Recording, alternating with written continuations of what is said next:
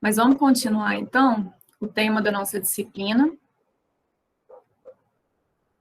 A gente estava falando na última aula sobre despesa pública. E nós paramos, na última aula, quando a gente tratou do novo regime fiscal, ou, como é conhecido, o teto de gastos, né, que é a Emenda Constitucional 95 de 2016. Foi até tema da nossa atividade, do início da aula.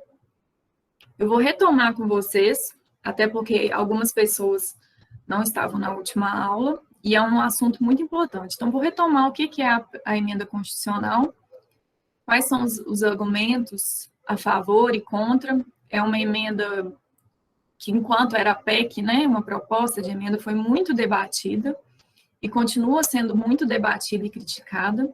Eu lembro que, na época, diziam até que era a PEC da morte, que era de tão grave, né, que seria essa emenda constitucional de congelamento de gastos.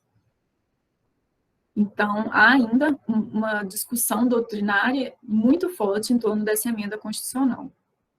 O que prevê a emenda constitucional 95, então? Ela prevê um novo regime fiscal e ela inseriu no ato das disposições constitucionais transitórias, o ADCT, os artigos 106 a 114. O que é o ato das disposições constitucionais transitórias? É uma parte da Constituição que traz regras de transição. Como esse novo regime fiscal, ele é um regime que vai perdurar por 20 anos, inicialmente é a previsão, então foi colocado como ato das disposições constitucionais transitórias, e não no corpo da Constituição propriamente dito. Mas foi por todo um processo de emenda constitucional, tem status, né, de norma constitucional, os atos das disposições constitucionais transitórias.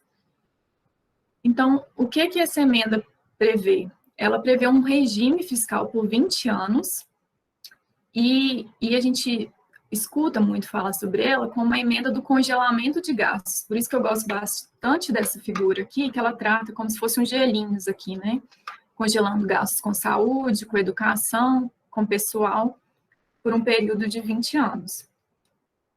Importante lembrar, eu tratei disso na última aula, que a emenda incide a... Sim. Só por curiosidade, ela congela também o fundão partidário ou não? Não, Vantuí, eu acredito que não, nunca pensei sobre esse tema especificamente. Ué, precisava, né? Faz parte, né? Porque a crítica é exatamente essa, ela congela o que faz bem para o pessoal, né? Que congela a saúde, congela a educação, e não congela, talvez, onde necessitaria. Então, o principal objetivo da emenda constitucional, ela incide sobre a União, não é sobre os estados e municípios, é criar um limite de gastos para evitar que a despesa cresça mais do que a inflação. Então, a gente tratou, né, num momento de crise, o que poderia ser feito? Se poderia aumentar a tributação, a gente viu que não necessariamente isso resolveria, porque aumenta a evasão, né? Então, não necessariamente se eu vou aumentar a tributação em 20%, significa que eu estou ganhando 20% a mais. Também vimos o corte de gastos, né, que é uma medida extremamente difícil de ser feita, então decidiu-se congelar os gastos, evitar que os gastos aumentassem ao longo dos anos. O teto de gastos, como a gente viu, incide sobre as despesas primárias, não sobre as despesas financeiras. Hoje a gente vai ver as despesas financeiras, que são os juros, né, da dívida. O teto de gastos, ele incide sobre as aposentadorias, pensões, salários, custeios, obras, que são as despesas primárias do governo. O que são as despesas primárias? São os gastos realizados pelo governo para prover bens e serviços à população. E aí a gente viu os exemplos, né, de saúde, educação, construção de rodovias, além de gastos necessários à manutenção da estrutura do Estado. Então, essas são as despesas que estão incluídas no teto de gastos. O que é o objetivo? É congelar essas despesas primárias de forma que o Estado possa quitar sua dívida, né? Então, todo o aumento da receita, ao invés dele ser proporcional, ao invés de incrementar nos gastos públicos, todo esse superávit, né, da receita, ele vai ser direcionado para quitar a dívida do Estado. A gente vai tratar hoje na aula sobre empréstimo público, que é uma dos tópicos, né, da atividade financeira estatal. Então, o que a emenda constitucional altera, essa emenda 95? Na prática, como que ela funciona? Inicialmente, os gastos, eles eram verificados de acordo com a receita. Então, dependendo da minha previsão de receita, eu posso estabelecer o tanto que eu vou gastar. Agora, não. Utilizou-se, a partir do exercício de 2017, da seguinte forma, vai ser pelos próximos 20 anos, a partir de 2017. Né? Utilizou-se o gasto do exercício anterior, de 2016, e a cada ano ele vai ser atualizado financeiramente. Então, ele não vai mais ser da forma que a administração quiser, com base nessas receitas. Ah, esse ano eu recebi mais, vou aumentar aqui meu gasto. Não. Ele está limitado desde o exercício de 2017, então. E aí impacta, né, diretamente nos gastos mínimos com educação, saúde. O teto de gastos, ele não fala expressamente nesses gastos, a gente vê mais para frente, mas é o que mais salta aos nossos olhos, né, quando a gente trata dessa temática. Então, os gastos de saúde e educação, por exemplo, eles não têm mais a ver com o tanto de recursos que o Estado está arrecadando, mas são apenas atualizados monetariamente, né, com base no IPCA, no índice de preços ao consumidor a cada ano. Então, aqui eu trouxe um exemplo para a gente pensar na educação. Como que era antes? Pegava 18% das receitas, de todas as receitas que o Estado recebia, né, dos impostos, excluídas as transferências. E a partir de agora, pega-se o mínimo do exercício anterior e corrige, então, com base na inflação. Então, a gente está vendo que estabeleceu-se um teto, um limite de gastos, mas é preciso que aconteçam, né, algumas sanções, algumas consequências em caso de descumprimento desse limite, porque senão os agentes públicos, eles não têm incentivo, né, para cumprir o teto de gastos. Então, o que acontece? A gente viu isso na última aula também. A emenda constitucional 109, que foi recente, agora de março, ela deu uma alterada no teto de gastos, e aí, em vez de, quando incidir o teto, aplicar as vedações, na verdade, agora é quando estiver 95%. Então, alterou esse gatilho, ficou mais rigoroso o procedimento. E o que acontece? Quando atinge, né, esse limite, a entidade, no caso a União, ela não pode mais criar cargos ou ter a estrutura que implica aumento de despesa, conceder aumento na remuneração, admitir ou contratar pessoal, criar despesa obrigatória e conceder algum incentivo ou ampliar benefício tributário. Então, tudo que pode configurar, né, um gasto público, essas ficam todos vedados essa atuação, enquanto o limite tivesse sido superado. E aí, na última aula, a gente começou a tratar de uma questão importante, que é o seguinte: quais são os argumentos, então, né? Porque eu falei que é uma emenda bastante controversa, então, por que tem gente que gosta e por que tem gente que não gosta? A gente começou a falar dos argumentos favoráveis, não deu tempo de falar dos desfavoráveis, eu optei por falar novamente para a gente fazer uma comparação mental hoje, né, recentemente, porque às vezes vocês não vão lembrar do que eu expliquei na semana passada sobre os argumentos favoráveis.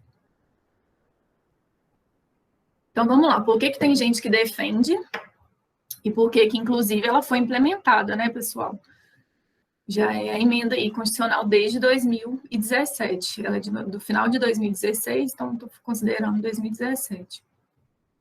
Já são aí praticamente quase 5 anos.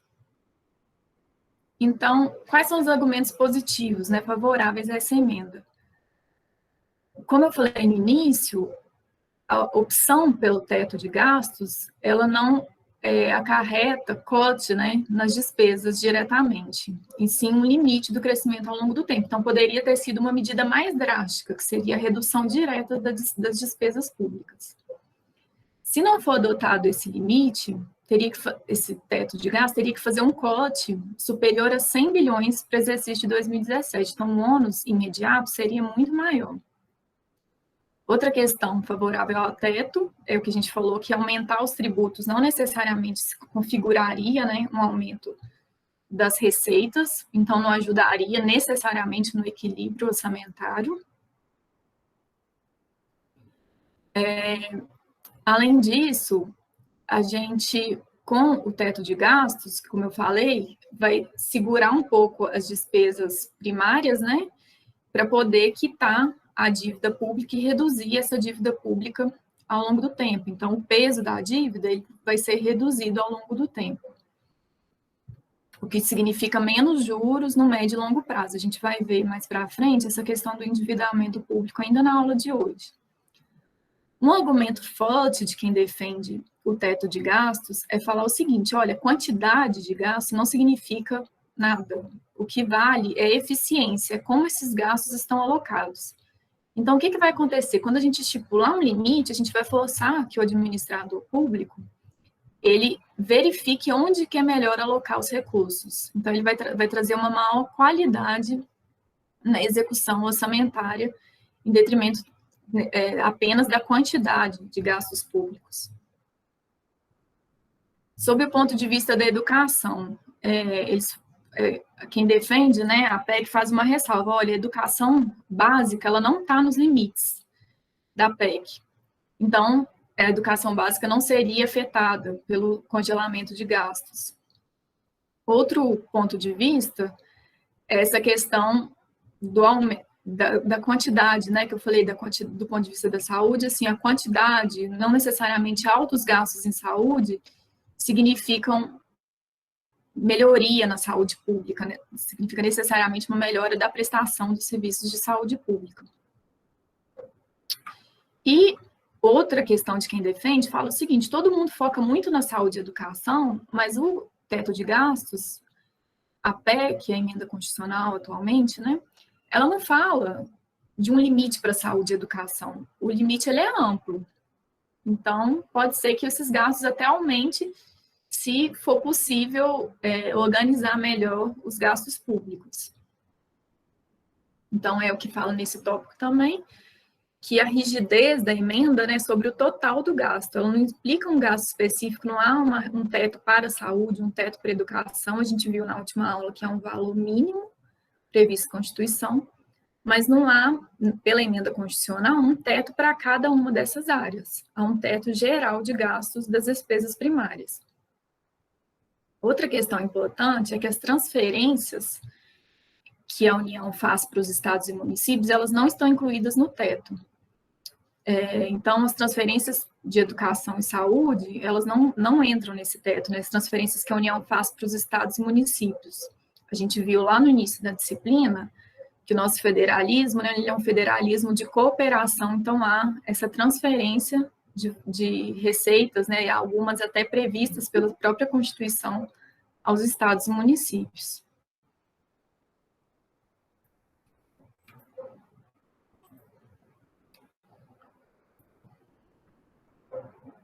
E a última questão é que, sobre os argumentos positivos, é que o governo federal ele responde por 25% da despesa total com a educação, por exemplo.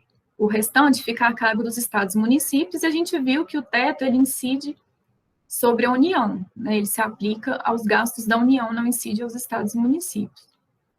Então, o que parte, né, que defende o teto vai falar: olha, não vai ficar tão prejudicado como tem se falado, né, como tem sido as críticas. E, assim, pessoal, a principal questão de quem defende o teto é falar: olha, não é possível manter o gasto público do jeito que está. A gente precisa de um equilíbrio, porque vai ficar insustentável ao longo do prazo, ao longo dos anos. Os gastos estão só crescendo em comparação com as receitas, então é preciso tomar alguma medida. E essa foi a política que foi adotada, então, em 2016, com a aprovação da emenda constitucional 95. Por outro lado, existe uma grande parcela, tanto da doutrina, né, quanto a gente vê muito na mídia também, que é contra a emenda constitucional 95 de 2016, e a gente vai entender por quê, e depois eu quero ver o que vocês acharam, assim, o que vocês ficaram mais convencidos, se ela é importante sim, ou se da forma que está ela não é, porque assim, a gente sabe que precisa ter um equilíbrio das contas públicas, mas a forma como esse equilíbrio vai ocorrer não necessariamente seria essa, né? Quem defende, quem é desfavorável à PEC, a emenda constitucional, não é contra a busca de equilíbrio, não é por isso, é contra a forma como ela foi feita. Então, o que eles defendem? Falam, olha, o percentual, né, de aplicação dos recursos públicos, ele não vai ter mais, ele não vai acompanhar mais o crescimento do país. O tanto de gasto não vai acompanhar mais o crescimento que está recebendo. E aí, da forma que era antes, garantiria um crescimento estável, né, progressivo. A gente ia só aumentando os gastos e com isso seria havendo sempre um progresso, um melhoramento da prestação dos serviços públicos. E aí agora isso não vai acontecer mais, porque esses gastos eles estão congelados em valores determinados, e eles não acompanham esse crescimento das receitas. Outra questão de quem fala que a correção apenas pela inflação, né, dos gastos, esse congelamento, ele não é benéfico, é o seguinte, a correção pela inflação a cada ano, ela não acompanha o crescimento da população, os índices de longevidade, né? A população ficando cada vez mais velha e demandando cada vez mais a prestação de serviços pelo Estado. Então, vai chegar num ponto que esse gasto ele vai ficar insustentável, porque a inflação ela não consegue acompanhar todas as demandas sociais. E, além disso, tem uma questão aqui também de tecnologias, né? Com o tempo, a gente está sempre agregando tecnologias, por exemplo, na área da saúde, novos tratamentos, e não necessariamente essas novas tecnologias, os tratamentos eles são mais baratos. Então, haveria, sim, uma perda, né, na prestação dos serviços públicos, porque eles não vão acompanhar proporcionalmente a receita. Outro princípio que é bastante tratado, esse princípio como argumento contrário à emenda constitucional, é da vedação ou proibição do retrocesso. Porque quem é contra a emenda fala que vai haver um retrocesso na prestação dos serviços públicos, nas conquistas sociais que nós já tivemos, principalmente nas áreas de saúde e educação. E a nossa Constituição, ela vedaria esse retrocesso. Então, é um argumento bem forte de quem é contrário à emenda constitucional. Outro argumento, que é um argumento que é bem claro para a gente, assim, que a situação já é ruim, né, pessoal? Já não é uma situação boa, não dá para a gente falar que os serviços já estão sendo prestados a contento. E ainda vai haver um congelamento desse gasto, né? Então, ainda mais no momento agora de pandemia, haveria um agravamento mesmo, uma piora substancial da prestação dos serviços públicos. A gente aqui até fala, né, que aumentará a judicialização da saúde e tornará a situação mais problemática. A gente viu que um dos grandes problemas que afetam as despesas públicas é exatamente a judicialização da saúde pública e várias decisões do poder público, do poder judiciário, determinando a prestação de alguns serviços. Então, qual que é o entendimento aqui? A precarização dos serviços, a piora, né, porque vai haver uma redução de valores, essa piora da prestação vai acarretar outros problemas, como judicialização da saúde, por exemplo. Outro argumento de quem é contra é quando fala assim, bom, não tem. Formalmente, a gente tem um piso, né, da Constituição, um limite mínimo que tem que ser destinado à saúde e educação. E aí quem defende, quem é favorável, fala, olha, esse limite é mínimo e a emenda não está limitando saúde e educação. Se organizar os outros gastos, pode aumentar. Mas a gente sabe que na prática é muito difícil aumentar os gastos, assim, em saúde e educação, tendo em vista que existem outras demandas que precisam ser atendidas. Então, esse argumento de, olha, a gente não está limitando saúde e educação, se organizar direitinho dá até para aumentar. Aí esse argumento talvez não seja tão verdadeiro assim. Além disso, né, a redução dos gastos vai implicar um aumento de disputas políticas, porque cada setor vai querer alavancar, né, vai querer priorizar a sua área, os seus interesses. Então, vai aumentar as disputas políticas. E um argumento bem forte, contrário, né, envolve até uma parte que a gente já estudou, sobre despesas discricionárias, despesas obrigatórias do Estado. Quando a gente estava analisando a classificação das despesas, a gente viu esses dois tipos. O que acontece? Um dos argumentos é o seguinte, olha, os argumentos que a gente viu favorável, né? Quantidade não significa qualidade, então, a partir do momento que a gente vai reduzir a quantidade do gasto, vai aumentar a qualidade, vai obrigar que o governante, ele busque alocar melhor os seus recursos, direcionar melhor os seus recursos. Então, em tese, isso seria realmente excelente, a gente até viu em uma das aulas, eu trouxe uns dados para vocês, em comparação, por exemplo, que o Brasil aumentou os gastos com saúde do Brasil aumentaram 3% ou 5%, não lembro, mas era um dado que está lá, acho que na aula 1 ou na aula 2. Mas não foi acompanhado necessariamente da prestação de qualidade dos serviços, né? Então, a gente sabe mesmo que, de fato, quantidade não significa qualidade.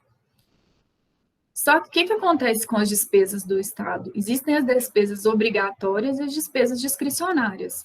Então, o Estado ele já tem uma grande quantidade de despesas que ele não pode dispor. Ele não pode falar, é igual uma pessoa, né? Você fala assim, olha, eu vou te dar R$1.000 e você vai gastar da melhor forma. Não, mas eu tenho que pagar o aluguel, eu tenho que pagar as contas de água, de luz. O que fica de discricionariedade? O que fica de livre disposição é realmente muito pouco, se a gente for pensar. Então, aqui no caso da emenda constitucional, o que vai acontecer vai apertar muito as despesas discricionárias e vai sobrar pouco para investimento, porque o que está lá de salário de servidor, de previdência, os repasses de saúde e educação, por exemplo, eles já são obrigatórios, os mínimos, né? E o administrador ele não pode dispor, então vai ficar pouca coisa de livre disposição para investimentos, por exemplo, o pessoal da educação reclama muito, por exemplo, sobre investimentos em pesquisa, né? Porque a universidade ela vai acabar priorizando seus gastos correntes, né? Os salários dos servidores, as despesas de custeio, e vai sobrar pouca coisa para investimento em pesquisas, por exemplo, reformas de espaços públicos. Então, quem é contra traz esses argumentos. Na época, né, como eu disse para vocês, que a PEC estava em tramitação, houve muita discussão, muitas pessoas foram contrárias, principalmente alegando essa questão de perda de direitos sociais com a redução dos gastos públicos. Então, teve um mandado de segurança no Supremo Tribunal Federal, impugnando essa votação da PEC, que culminou na emenda 95 de 2016, e esse mandado de segurança tinha como fundamento o artigo 60 da Constituição, que traz como cláusula pétrea, né, os direitos e garantias individuais. Então, um dos argumentos era, olha, essa emenda ela vai afetar diretamente os direitos e garantias individuais, então ela tem que parar de tramitar, ela não pode continuar. E o ministro Barroso, ele trouxe um dos argumentos, né, importantes que ele traz, que é sempre uma reflexão importante para a gente aqui na matéria, que é o seguinte: a responsabilidade fiscal é fundamento das economias saudáveis e não tem ideologia. Então, desrespeitá-la significa predeterminar o futuro com déficits, inflação, juros altos, desemprego e todas as consequências negativas que dessas disfunções advêm. A democracia, a separação de poderes e a proteção dos direitos fundamentais decorrem de escolhas orçamentárias transparentes e adequadamente justificadas, e não da realização de gastos superiores às possibilidades do erário, que comprometem o futuro e cujos ônus recaem sobre as novas gerações.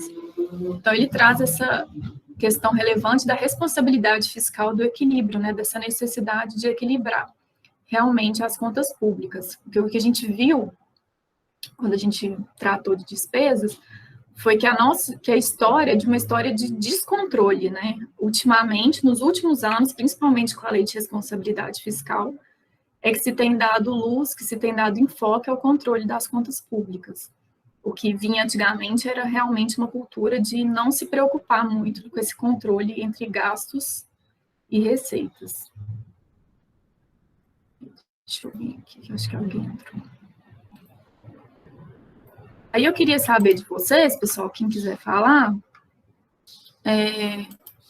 que achou, assim, desses argumentos que eu trouxe, se é mais favorável, se é mais contra, não precisa bater o martelo, é uma questão realmente muito complicada, que tem gente muito fera argumentando dos dois lados, e eu queria saber o que vocês acham, assim, se vocês estão mais tendentes a concordar com a necessidade desse congelamento, ou a entender que isso vai ser muito precário para a população de modo geral, assim. O que vocês acham?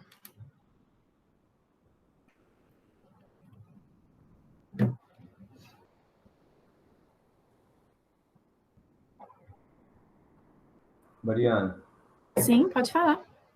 Pode falar, Eduardo. Eu acho que esse prazo de 20 anos é que complica um pouco, sabe? Porque é claro que é só diminuir os gastos, né? Não, ele não foi cortado 100%, mas esse prazo de 20 anos, com certeza, vai ter mais demanda, né? A população vai crescer, então, eu acho que se fosse um prazo menor, só para tentar dar uma equilibrada nas contas, eu acho que seria válido. Acredito que esse prazo é muito longo para poder fazer isso. Exatamente, Eduardo. E tem até uma previsão na emenda constitucional que após 10 anos o presidente pode reavaliar. Mas sim. ainda assim, há estudos de que vai ser impraticável esse teto num período próximo, assim, tipo 2000, se não me engano, 2024, 2025, já vai ser impossível manter esse teto de gastos. Há estudos nesse sentido, porque realmente fica bem desproporcional se a gente for comparar, né, com esse aumento. Isso sim, sem falar de pandemia, tá, pessoal? Porque isso é uma análise prévia, assim. A gente nem leva em consideração esse momento. Bom, obrigada. Mas alguém, gente, quer dar opinião, falar o que pensa? Bom, realmente é uma questão complexa. Eu entendo que vocês não queiram se manifestar. Vamos lá para continuar a nossa matéria. Então, que a gente já tratou de alguns temas da atividade financeira do Estado, e hoje nós vamos começar a tratar de mais um tema, que é o crédito público. A gente viu, quando a gente tratou das formas de atuação do Estado, né, da atividade, o que é a atividade financeira do Estado? Então, é como o Estado obtém as receitas públicas, a gente estudou as receitas, como ele realiza suas despesas, os gastos públicos, como ele utiliza o crédito, que são os empréstimos públicos, e como ele elabora e executa o orçamento. A gente vai tratar disso ainda. Agora, a gente vai tratar, então, da utilização do crédito público, né, que a gente viu que o Estado, quando ele vai obter recursos, ele pode exigir tributos e explorar seu próprio patrimônio, que foi o caso dos royalties, como a gente viu, e esses são formas de receitas públicas, entram no conceito de receitas. E existe uma outra forma do Estado obter recursos, que é por meio do crédito público, que é quando o Estado contrai empréstimos com a obrigação, né, de restituir esse valor depois acrescido de juros e de correção monetária. Essa atividade de empréstimo público, né, ela não é recente, é uma coisa bem antiga, desde sempre o Estado utilizou de empréstimos públicos, só que inicialmente os empréstimos eram destinados a financiar as guerras, né? O Estado pegava dinheiro com os privados para financiar suas guerras. E com o tempo, o Estado foi verificando a necessidade de utilização desses empréstimos públicos, do crédito público, para financiar a sua própria atividade. De modo geral, né, que a gente viu lá que o Estado ele tem que satisfazer necessidades da coletividade, então o Estado viu a possibilidade de utilizar desse crédito, desse valor, para realizar também as necessidades da coletividade. Crédito público, quando a gente pensa no conceito de um modo geral, é a capacidade do ente de obter empréstimo. Só obter empréstimo quem tiver esse crédito, né? Quem tiver confiança. A palavra acreditar, ela está na base da palavra crédito. Então, um Estado que passa confiança, isso a gente acontece na nossa vida privada, né? Tem crédito, consegue empréstimo quem tem, quando o outro, né, o ente privado que vai realizar, que vai dar esse dinheiro, ele tem confiança de que esse dinheiro vai ser pago no momento posterior. Então, o crédito público, de modo geral, tem essa ideia de confiança, né? A pessoa, o ente, ele tem crédito, ele consegue obter empréstimos quando ele necessitar. Então, crédito público é uma fonte de ingressos por meio da qual o Estado obtém empréstimos de particulares quando as suas receitas não são suficientes para suprir as necessidades financeiras. Quando o Estado arrecada menos do que ele precisa gastar, ele acaba se socorrendo ao crédito público, então, que nada mais são do que os empréstimos públicos. Mas aí, gente, já que o crédito é uma entrada de dinheiro nos cofres públicos, por que então a gente não estuda o crédito quando a gente estuda da receita?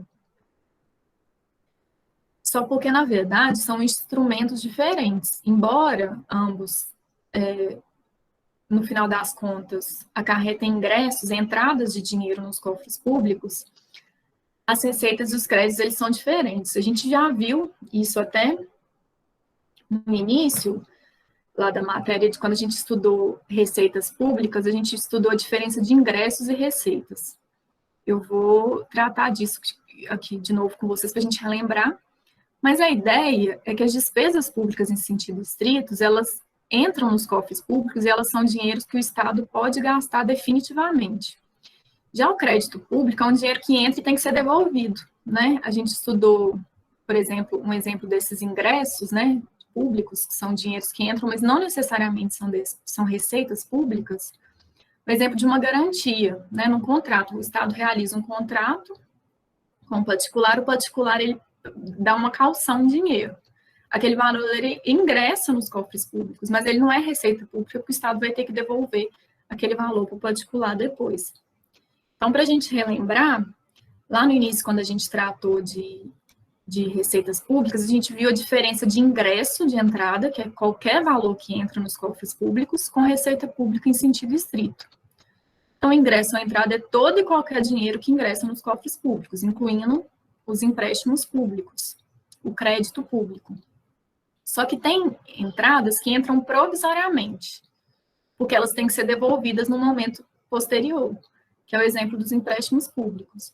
Já as despesas, as receitas públicas, elas são entradas que entram com caráter de definitividade, elas ingressam de fato para os cofres do Estado e elas passam a ser dinheiros do Estado. Então, existe essa diferença entre receita pública e crédito público. A gente não estuda junto, primeiro porque a gente vai ver que o crédito tem as regras específicas, mas principalmente porque a doutrina entende que o crédito público, o empréstimo público, esse valor que entra por meio do empréstimo, ele não é receita pública, ele é um ingresso em sentido amplo. Os principais instrumentos, como que o Estado, então, ele pega esse dinheiro, né, por meio do empréstimo? Os principais instrumentos são a emissão de títulos públicos e contratos de empréstimos. Contrato de empréstimos não tem muita dificuldade, né, vai na instituição financeira e pega o valor. Mas agora, o que é essa emissão de títulos públicos? Quem já ouviu falar de investimento, né? Quem entende um pouquinho de investimento, sabe mais sobre títulos públicos, exatamente porque o particular ele pode comprar esses títulos públicos do governo. O que são isso? São papéis que o governo coloca à venda no mercado e ele vai pagar, depois de um prazo, esse papel com valor a mais, né? Então, aqui tem essa figurinha que o governo entrega um título, né?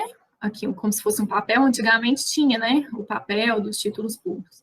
O particular, ele dá um dinheiro para o Estado.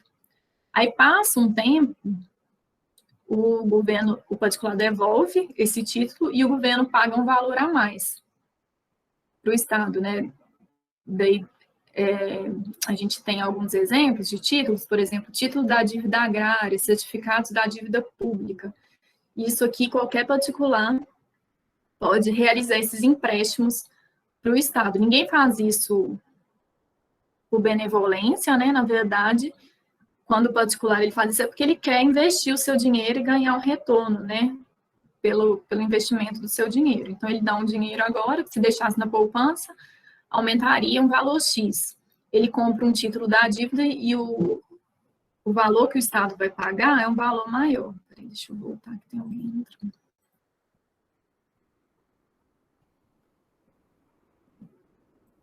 Então, o valor que o Estado vai pagar vai ser um valor a mais. Então, tem essas duas formas de acesso ao crédito público, né? Então, são a emissão desses títulos e a realização de contratos de empréstimos públicos.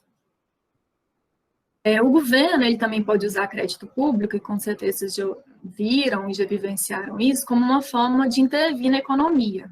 Então, o governo, por meio dos seus bancos, né, ele oferece taxas de juros mais baixas, com o objetivo de gerar emprego, de desenvolver determinado setor da economia. Então, por meio do crédito, o Estado pode ser tanto credor como devedor. Ele pode ser credor, por exemplo, quando, por meio das suas instituições, principalmente o BNDES, que é o que a gente costuma ouvir, né? Ele empresta recursos a juros mais baixos. Então, é uma forma dele intervir na economia, incentivando os setores da economia. Mas o Estado também, ele pode ser devedor do crédito, né? É quando ele obtém recursos de terceiros e ele tem que pagar por esse valor. Aqui, na nossa disciplina, o importante é quando o Estado, por meio do crédito público, ele se torna devedor. É isso que a gente vai estudar aqui, e é o que acontece, como a gente viu, por meio dos empréstimos públicos. Então, os empréstimos públicos, eles dependem sempre, pessoal, de autorização legislativa e previsão no orçamento, e eles possuem natureza de contrato administrativo. Existe discussão doutrinária, se teria natureza unilateral, como que seria essa natureza dos empréstimos públicos, mas, de modo geral, a doutrina entende que tem natureza de contrato administrativo, como se fosse um contrato de mútuo, né? Então, a gente viu o conceito de crédito público, de empréstimo público, e um conceito associado ao empréstimo público, ao crédito público, é o conceito de dívida pública, porque a dívida pública é a consequência, né? Quando o Estado, ele pega, por meio dos créditos públicos, ele pega o empréstimo público, ele vai ter um valor que ele vai ter que restituir depois de um certo período.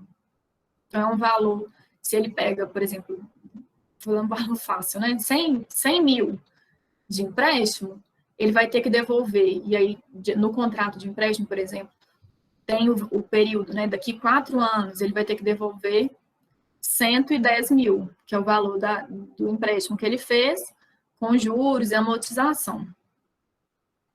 Então, esse é o conceito de dívida pública. Dívida e crédito estão juntos, porque quando o Estado tem crédito, ele faz o empréstimo, ele vai ter uma dívida, então, com aquele particular. A dívida pública, ela pode ser classificada também, a gente viu classificação das receitas, classificação das despesas, e agora a classificação da dívida pública. Ela pode ser interna, que é quando ela é contraída dentro do próprio território, e aí incide as normas do direito interno, e ela também pode ser externa, que é quando a dívida é contraída junto às instituições estrangeiras, né? E a gente ouve muito falar, principalmente do FMI, por exemplo, do Fundo Mundial, do BID, e esses empréstimos, essa dívida externa, ela é regida por normas de direito internacional. Incidem normas internas também, né? Porque a gente vai ver que tem todo um procedimento para o Estado pegar esse empréstimo, mas incidem, no caso da dívida externa, as normas de direito internacional. E é interessante também que a gente vê que essas instituições, elas foram criadas com o objetivo de orientar os estados, de ajudar os estados, essas instituições estrangeiras. Então, quando a administração, por exemplo, ela pega um empréstimo com um privado qualquer, ele só quer o dinheiro em troca, né? Ele só quer pagar um valor X e daqui a um tempo receber esse valor com o valor a mais, o valor que ele vai agregar aí no seu capital.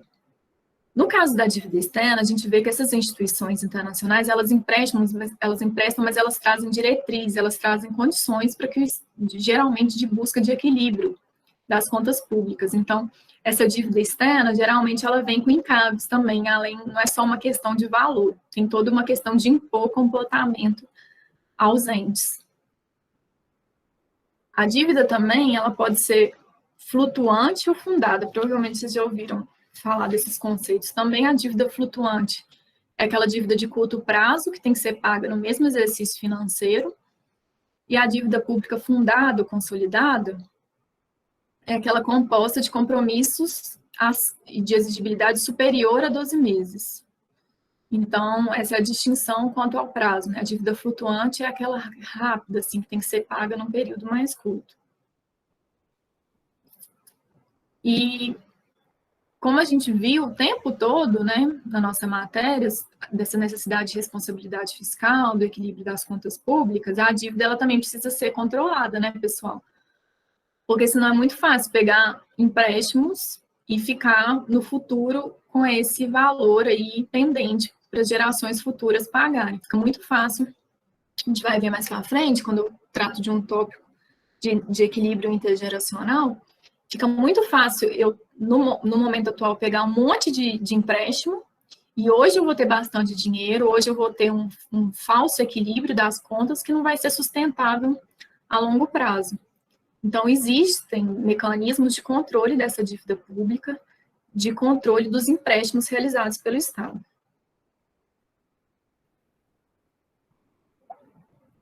Alguns, nessa disciplina do controle, alguns entes têm mais relevância, né? Algumas pessoas, a gente vai ver aqui que tem mais relevância. A primeira entidade que eu quero tratar, que tem relevância nesse controle da dívida pública, é o que hoje a gente chama de Ministério da Economia. Porque é esse ministério que vai verificar o cumprimento dos limites e condições das operações de crédito. Operações de crédito são os empréstimos de cada ente. Então, se um Estado quiser fazer um empréstimo, ele vai ter que pedir autorização no Ministério da Economia. É lá que vai avaliar essa possibilidade de realização de empréstimo. E isso não é só da União, tá, pessoal? Dos estados e municípios também. Porque quando a gente pensa no Ministério, a Lei de Responsabilidade Fiscal, ela fala em Ministério da Fazenda. Mas hoje ele é um Ministério da Economia, porque foi nessa reforma que teve no governo, eles agregaram, né, alguns ministérios, então hoje eles chamam Ministério da Economia. Outra pessoa, né, jurídica que tem bastante relevância no controle da dívida pública é o Senado, que é o Senado que vai dispor sobre resolução sobre os limites da dívida pública da União, dos estados e municípios. É o Senado que vai dispor também sobre União, estados e municípios. A gente sempre, quando imagina, pensa no Senado, né, como orientador ou controlador apenas da União. Mas nesse caso, não. Também a dívida pública dos estados e municípios é o Senado que controla e ele estabelece os limites por meio de uma resolução. Então, como eu falei, o Estado ele tem esse papel de destaque, porque ele tem competência privativa para estabelecer limites e condições para o endividamento dos entes federativos, e isso está lá na Constituição. Então, para vocês terem noção, por exemplo, no caso de operação externa, de dívida externa, né, a gente viu a classificação da dívida interna, da dívida externa, no caso de dívida externa da União, dos Estados do Distrito Federal, e dos territórios, dos municípios, é o próprio Senado que autoriza privativamente a dívida externa. Então, se um Estado quiser contrair uma dívida com um ente, com um ente externo, né, que não está dentro do país, ele vai ter que pedir autorização para o Senado. Então, o Senado também vai fixar limites globais para a dívida, isso tudo por meio de resolução. O Estado, o Senado, ele tem fator primordial no controle, ele tem importância, né, primordial no controle da dívida pública. E por que o Senado? Não o Congresso como um todo, né? Não a Câmara dos Deputados. Por que é o Senado? Porque no Senado, como a gente sabe, a composição ela é igual entre os estados, né? Cada estado tem 3 representantes. Ao contrário da Câmara, por exemplo, que o número de cadeiras depende do tamanho da população. Então, um estado com população maior, ele fica privilegiado nessas decisões. Então, o Senado, ele tem essa questão de estar sempre com uma representação igual, de modo que os interesses de todos os estados, eles serão ouvidos, né? Porque o endividamento é uma questão extremamente relevante. Se um estado, por exemplo, ele se endivida em excesso, ele pode comprometer o equilíbrio de todo o país. Então, por isso que o Senado ele tem tanta relevância no controle da dívida pública. Bom, mas como a gente falou, o Estado, por meio de resolução, e aí existem essas resoluções, eu não trouxe porque eu acho que não entra são só percentuais e números que vão mais dificultar a nossa compreensão do que agregar esse entendimento principal do que é a dívida pública. O que acontece se esse limite for ultrapassado? Quais são as consequências, né, se os limites estabelecidos pelo Senado forem ultrapassados pelos estados? Porque, como a gente já viu, os estados estão sempre em déficit, eles querem buscar empréstimos. Empréstimos é um dinheiro que está ali fácil, né, para ajudar nas despesas do dia a dia. Então, os governos atuais, se puderem, eles querem o máximo de empréstimo que ele conseguir. Então, o que acontece se esse limite que foi estabelecido pelo Senado, por meio de resolução, for ultrapassado? A gente tem 2 tipos de sanções. Tem as sanções que a gente chama de institucionais, que são as sanções do ente, que vão incidir sobre o ente estatal. Então, se ultrapassar o limite que o Senado impôs, o ente tem que voltar, de reduzir o valor da dívida e voltar para o limite. E ele tem um prazo para fazer isso, são 3 quadrimestres. Enquanto a dívida estiver acima do limite, ele não pode fazer um novo empréstimo. Isso é uma consequência bem óbvia, assim, olha, se você está com o empréstimo acima do seu limite, você não vai poder fazer mais nenhum novo empréstimo, você está impedido. E aí, o que acontece depois? Depois que passar esse prazo de 3 quadrimestres, se o Estado não reconduzir, né, não voltar para o valor, para o limite, ele não vai receber mais transferências voluntárias. Como a gente estudou, as transferências, né, a Constituição, ela prevê as transferências obrigatórias dos entes, da União, dos estados, da União para os estados, para os municípios, para os fundos. Mas também existem transferências que são voluntárias, como a gente viu no nosso federalismo de cooperação, os entes, por meio de convênios, por exemplo, ou outros ajustes, eles podem combinar esses repasses de verbas. Caso ultrapasse os limites da dívida pública, o ente que ultrapassou não pode receber transferências voluntárias. Uma atenção que eu sempre coloco, né, que eu trago aqui em vários momentos, a gente viu que em vários momentos, quando ocorre estado de calamidade, ficam suspensos esses prazos. Então, o que acontece? A gente viu na última aula, quando a gente tratou de limite de gastos com pessoal, que também fica suspenso no estado de calamidade. Eu trouxe até o mesmo slide, a mesma imagem, para a gente sempre associar, né, o que acontece quando ocorre o estado de calamidade. Quando eu falei na última aula, calamidade pública não é só a gente achar que é uma calamidade, ela tem que ser reconhecida, né, no caso da União, pelo Congresso Nacional, pelas Assembleias Legislativas ou câmaras municipais. E aí, o que acontece nesse estado de calamidade é que algumas normas de direito financeiro são flexibilizadas. No caso da dívida, acontece a mesma coisa que a gente viu lá nos gastos com pessoal. O limite da dívida, ele existe, mas não conta aquele prazo para reconduzir ao limite, para voltar ao limite. Então, na prática, ficam suspensas as sanções, né? Porque as sanções incidem se durante um determinado período não voltar. Se esse prazo, né, essa contagem do prazo fica suspensa, então as sanções para reconduzir a dívida ficam suspensas também. Assim, essa é a consequência prática, né, de suspender a contagem do prazo. Então, no estado de calamidade, esse prazo para recondução, como a gente viu lá, dentro de 3 quadrimestres, ele fica suspenso. Então, as outras consequências acabam ficando suspensas também. Mas, quando ultrapassa o limite, pessoal, existem também sanções que são pessoais, e essas são bem graves, porque elas são sanções que incidem para os próprios gestores públicos.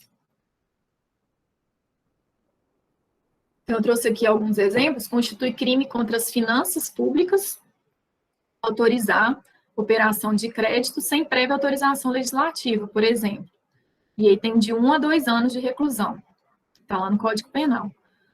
Outra coisa que é crime de responsabilidade, efetuar também operação de créditos sem autorização legal. E aí está na Lei 1079 de 50, no artigo 11, e também constitui ato de improbidade administrativa, realizar operação financeira sem observância das normas e regulamentares. Então, não é só uma sanção para o ente, é uma sanção pessoal para o próprio gestor público. Então, tem que tomar muito cuidado com essa questão dos limites do endividamento público e de seguir direitinho as regras de endividamento público. Outra dúvida, né, sobre essa questão da dívida pública é: e se ela não for adimplida? Porque a gente viu agora anterior se ultrapassar o limite previsto. Mas e se a dívida não for paga pelo Estado ou pelo município, por exemplo? O que pode acontecer? A falta de pagamento da dívida pública, aquela acima de superior a 12 meses, pode ensejar a medida drástica de intervenção. Então, pode ter intervenção federal, que é a intervenção da União nos estados e no Distrito Federal, quando ou o Estado ou o Distrito Federal suspendeu o pagamento da dívida por mais de 2 anos consecutivos, e aí eles colocam que salvo motivo de força maior, pode ter alguma justificativa. E então, pode acontecer também intervenção estadual dos estados nos municípios, que é quando o município deixar também de pagar a dívida por 2 anos consecutivos. Quando a gente estuda, né, federalismo, a gente vê que os entes, cada ente tem sua autonomia. Então, essa medida de um ente intervir em outro ente, pegar competências de outro ente, é uma medida extremamente drástica no âmbito do nosso federalismo, e ela só acontece em casos excepcionais que estão previstos na Constituição. E aí, para vocês terem noção, um deles, né, eu trouxe aqui o artigo 34, que ele trata da intervenção federal, que é quando a União intervém nos estados e no Distrito Federal. E aí ela só pode realizar isso, vocês vão ver que em casos drásticos, por exemplo, manter a integridade nacional, repelir invasão estrangeira. E aí, dentre esses casos, tem reorganizar as finanças da unidade, aqui no inciso 5, quando a unidade da federação suspendeu o pagamento da dívida. Para vocês terem noção de como isso é uma coisa grave, né, de um ente realizar. Essa questão de suspender o pagamento da dívida, pessoal, ela é uma questão de interesse nacional mesmo, porque ela impacta naquilo que a gente viu lá no início, no crédito, né? Se um Estado brasileiro, por exemplo, ele deixa de adimplir suas obrigações, acaba afetando os outros e o próprio país perante os órgãos estrangeiros, por exemplo. Então, essa questão de manter a confiança no país, ela é muito importante, por isso que ela é considerada aqui até mesmo como uma causa, né, de intervenção nos entes. Outra questão no âmbito da dívida pública é a seguinte, gente: dívida pública é sempre ruim, porque fica parecendo que é sempre uma coisa ruim, né? Nossa, o Estado está devendo, tem que pagar, só pega quando não tem dinheiro, só pega empréstimo quando não tem dinheiro. Mas a verdade é que a dívida, ela é um instrumento de política pública, e quando ela está em níveis prudentes, em níveis razoáveis, em níveis que podem ser mantidos a longo prazo, ela é positiva, sim, e ela é utilizada por vários estados, por vários países. Não é uma coisa só a dívida pública não é utilizada só por países pobres, países emergentes, para quem não tem dinheiro. Eu trouxe aqui uns dados para vocês verem, por exemplo, que isso aqui são dados de 2014, eles estão um pouco defasados, mas eles mostram, por exemplo, que países como o Japão, por exemplo, tem 230% do PIB comprometido com dívida pública, E os Estados Unidos também, 102% do PIB. Então, são países desenvolvidos, são países ricos, né? Mas que eles também utilizam desse mecanismo de realizar empréstimos, esse mecanismo da dívida pública. Então, ela não é só ruim, a gente não tem que pensar nela de uma forma apenas negativa. Ela é ruim quando ela não está em níveis controláveis, quando ela não está em níveis aceitáveis. Por isso que a Constituição e a Lei de Responsabilidade Fiscal, elas trazem mecanismos para controlar essa dívida pública de forma que ela se torne saudável. Porque o que acontece? O Estado pegar dinheiro para ele realizar investimentos é positivo também, aquece a economia, desenvolve o país, não é só ruim, né? A questão é que isso não pode ficar descontrolado de forma que se comprometa as gerações futuras, os gastos futuros, por exemplo. Outra questão que eu estou falando o tempo todo de controle da dívida, né? Mas por que é importante controlar a dívida? Porque se a dívida for muito alta, vai incidir juros e vai ser difícil manter essa dívida, vai ser difícil pagar, né? Acaba comprometendo. Porque o problema não é a dívida em si, são os juros que são muito altos. Então, o que a gente vê é uma rolagem da dívida, às vezes fica renegociando e incidindo juros. E aí, essa questão de pagamento de juros da dívida, ela acaba comprometendo recursos que poderiam ser destinados a outras questões, né? Como saúde, segurança, educação. A gente viu que a própria emenda do teto de gastos, uma das questões relacionadas a ela, é exatamente segurar um pouco os gastos com outras questões para poder pagar e diminuir um pouco a dívida pública brasileira. Então, a gente vê que, às vezes, o gasto que poderia ser destinado a uma outra questão, ele tem que ser para o pagamento da dívida. Aí eu trouxe aqui para vocês um gráfico da evolução da dívida pública, para vocês terem noção que, de modo geral, ela foi só aumentando, que foi até agosto de 2019. Agora, tudo com a pandemia mudou muito, né, pessoal? Então, agora, provavelmente, a dívida está bem mais descontrolada. Aqui em bilhões de reais, mas é só para vocês terem a noção de que ela foi aumentando ao longo do tempo. Eu achei esse gráfico bem interessante. Outra questão no âmbito da dívida pública é que a gente não pode confundir com outro termo que a gente escuta muito, que é dívida ativa, né? Dívida ativa da União. Só que não é o que a gente está tratando na matéria. Só para trazer a diferença. Quando eu falo de dívida pública, quando eu falo de crédito, de empréstimo, a gente está estudando uma dívida passiva, é quando o Estado é devedor. Tá? É isso que a gente está tratando aqui na matéria. A dívida ativa é quando o Estado é credor. Quando alguém tem um débito com o Estado e não paga, e aí se inscreve em dívida ativa. E aí o Estado está legitimado a receber esses valores. É só para não confundir, porque os termos são parecidos, né? Aí eu trouxe aqui para vocês que a dívida ativa pode ser de natureza tributária, quando ela decorre do pagamento de impostos, taxas e contribuições, ou pode ser não tributária, como no pagamento de multas, por exemplo, de trânsito. É só para não confundir esses conceitos, quando a gente está estudando a dívida pública e crédito público, a gente está falando do Estado, principalmente do Estado como devedor de dinheiro.